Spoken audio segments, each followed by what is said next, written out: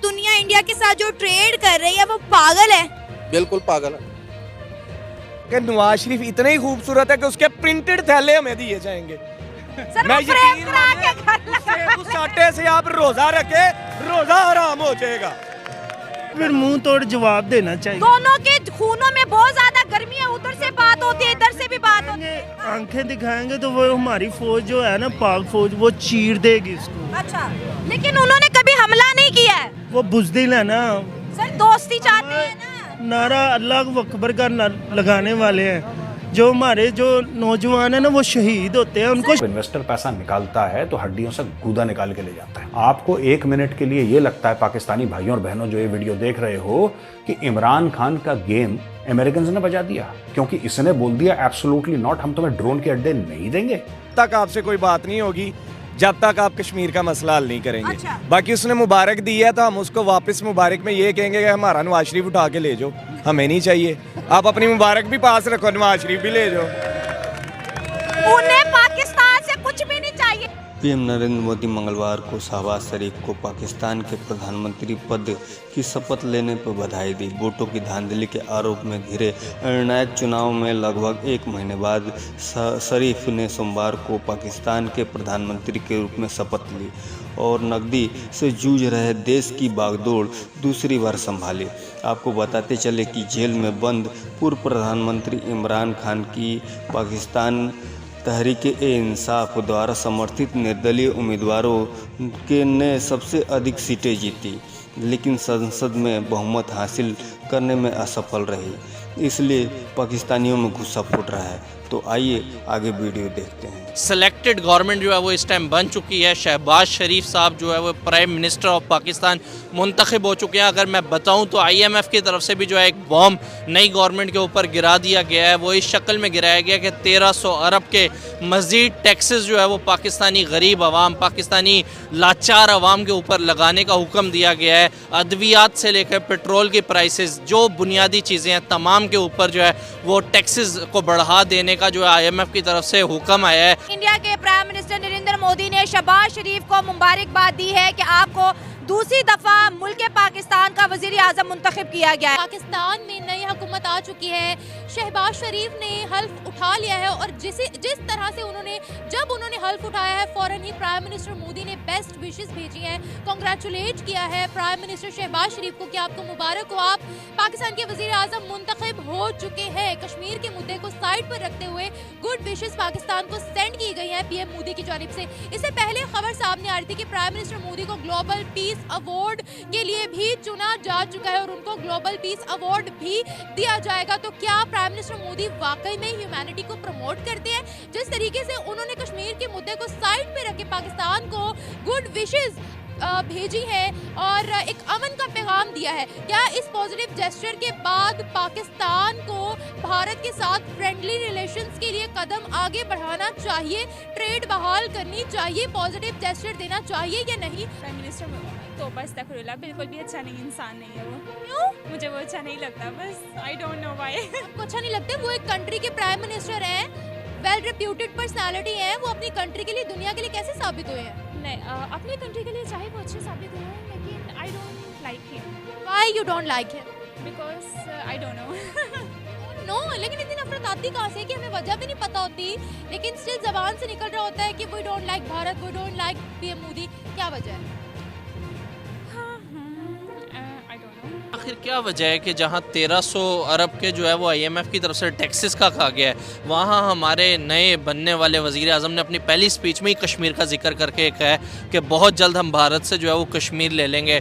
G20 में जो है वो पाकिस्तान बहुत जल्द जो है वो शामिल होने जा रहा है। सर, आपको लगता है रियलिस्टिक स्टेटमेंट्स हैं ये एज आ प्राइम मिनिस्टर अगर देखा जाए? नहीं, ये सब बेबुनियाद बातें। देखें जी, ये तो उन्होंने हमें ख्वाब कब से दिखाया है।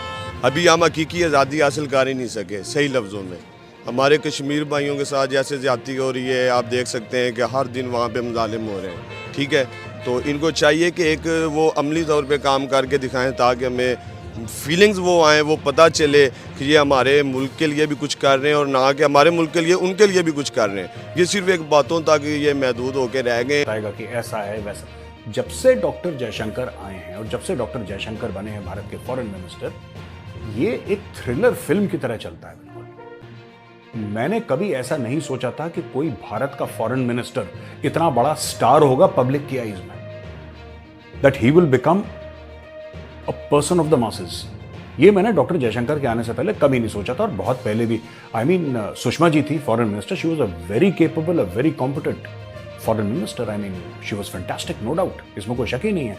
Sushma Swaraj ji was top line, top notch, right. लेकिन जब डॉक्टर जयशंकर आए ना, everything became so interesting, so exciting, खास तौर से भारत का जवाब देने का तरीका। कि अगर आप बात करती हैं ना जी, क्या बात से अरब फर्स्ट ये है कि उनकी जो हुकूमतें हैं या उनके जो राजा हैं वो सारे अपने फन में या अपने अयाशों में बहुत ज़्यादा हैं, ठीक है। उन्होंने इजराइलियों को भी किया।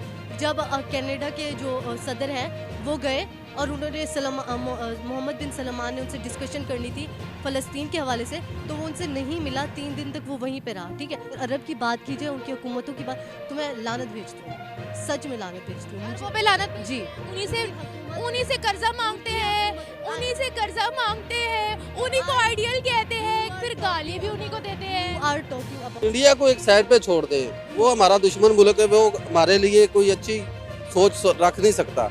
हमारी बाबरी मस्जिद उधर से शहीद की गई, क्या किया इन्होंने? कुछ नहीं।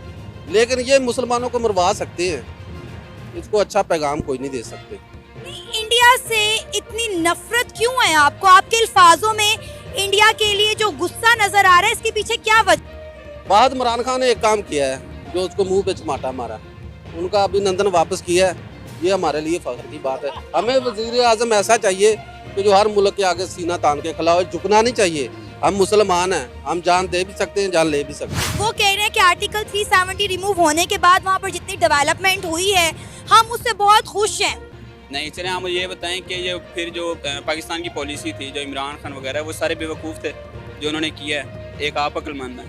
अरे मैं तो ये बात ही नहीं कह रही, मैंने कब कहा कि वो बेवकूफ़ है और मैं अक्लमंद? तो नहीं, उन्होंने तो फिर मैं सच बता रही हूँ ना आपको, मैं तो सच बता रही हूँ। तो हम कौन सा झूठ? हमें जितना नॉलेज है हम भी अपने मुताबिक से। अपने कश्मीर में हड़तालें हो रही हैं, कश्मीर में प्रॉपर हड़तालें हो रही हैं, बेशक हो रही होंगी, मैं आपकी बात को डिनाई नहीं करता। हमारे कश्मीर में आटा नहीं, बिजली नहीं, रोटी नहीं, और इनको इंडिया का कश्मीर चाहिए। हमारे पासपोर्ट की इतनी वैल्यू है, अगर हम बाहर जाए ना किसी भी कंट्री में, हम उसको दिखाए ना ग्रीन पासपोर्ट, वो हमें कहते हैं पीछे जाए खड़े हो। चले छोड़ दे इंडिया को, ईरान से आप गैस ले रहे हैं। अमेरिका अबू जी ने बोला है कि आपने गैस नहीं लेनी हमारे हक में, हमने ईरान से तो गैस नहीं ली। रशिया से पेट्रोल आ रहा था, हमने वो नहीं लिया क्योंकि अमेरिका ने बोला है कि आप नहीं ले सकते। जब आप उधर अपना हक नहीं इस्तेमाल कर पा रहे जहाँ पर हमें प्रॉपर फायदा है, ठीक है। आपको ये पता है कि मार्च के एंड में $18 अरब हमको पे करना पड़ेगा, ठीक है। क्यों करना पड़ेगा? क्योंकि ईरान ने अपना मुआहदा पूरा कर दिया, हम नहीं कर पा रहे। कि इंडिया हमारा दुश्मन है, लेकिन हम लोग सर वो है नहीं है, बनाया गया है ना, जैसे उन्होंने बोला। आपकी बात मान ली, बनाया गया, हमारे कापियों में भर दिया करा, हमने 5 जहाज गिराए, हमने ऐसे किया। 1 इंच भी जगह बताएं हमने ली हो? आज तक नहीं ली। तो फिर हमारा दुश्मन तो उसको डिक्लेयर किया गया ना। मैं कह रहा हूँ आप उसके साथ ट्रेड कर लें, मान ली आपकी बात, लेकिन सिर्फ एक बात बताएं कि ये शफाफ ट्रेड होगी।